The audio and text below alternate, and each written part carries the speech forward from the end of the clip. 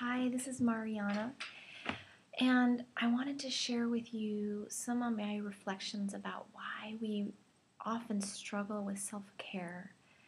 I know that now there's a lot of talk in these last couple of years about the importance of mothers taking care of themselves. We call it self-care, and it is such an important thing to helping us feel our best, being able to parent our best, being able to just live the full life that we would like.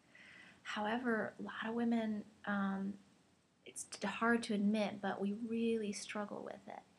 And I struggle with it a lot, even though I am a wellness practitioner, even though I help with women who are working on their own wellness.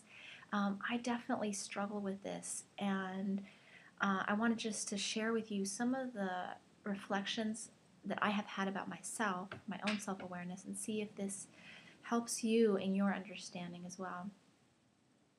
So what I've uncovered is that even though we have challenges in our lives to actually, when do we do these self-care things, whether that's exercise or time to read a novel we love or going to visit a dear friend or time with our spouse or partner, even though time is a real problem because our children's lives are very demanding in terms of keeping up with everything, there is actually a deeper cause, and it's not about time.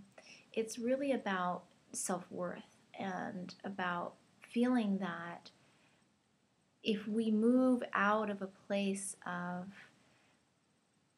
limitation or struggle or fatigue, that we're actually challenging the status quo.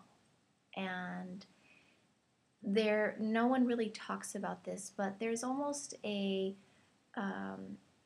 experience in our society about being tired and struggling, and that it's a way we actually connect to other people. We kind of share our struggle, or we share how hard things are, and we all know that life is hard.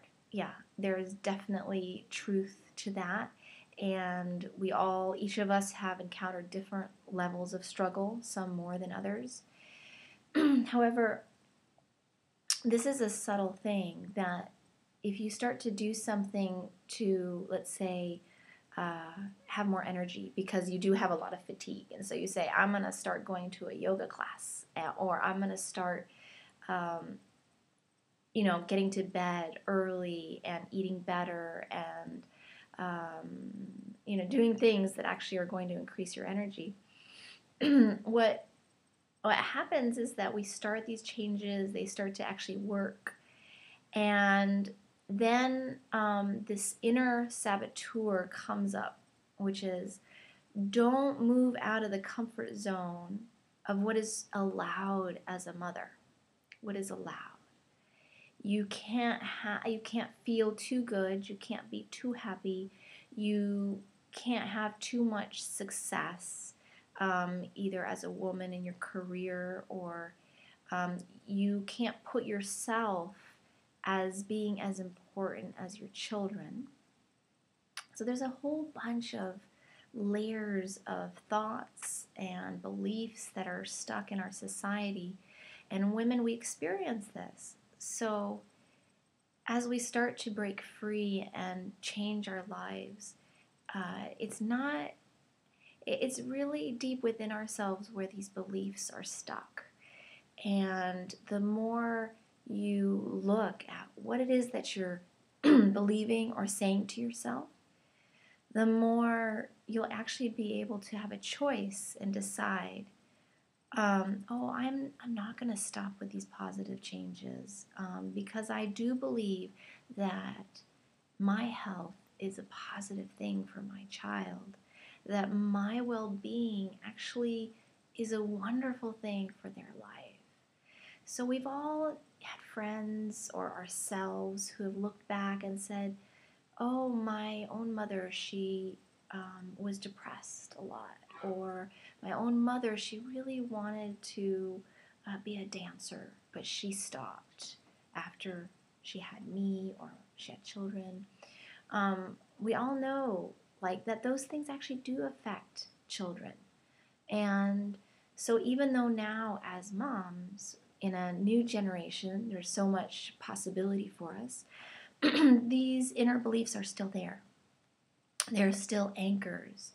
So, and I said sound like angers, but they can be kind of like angers, but they're anchors. They hold us down. So even in the simplest of changes that we want to make, these things can come. So that's my telephone. And this is my first vlog, a video blog. And so now I know next time to turn the ringer down. But I will continue to talk about this. And so I just started to open up the conversation about what is actually preventing us from self-care.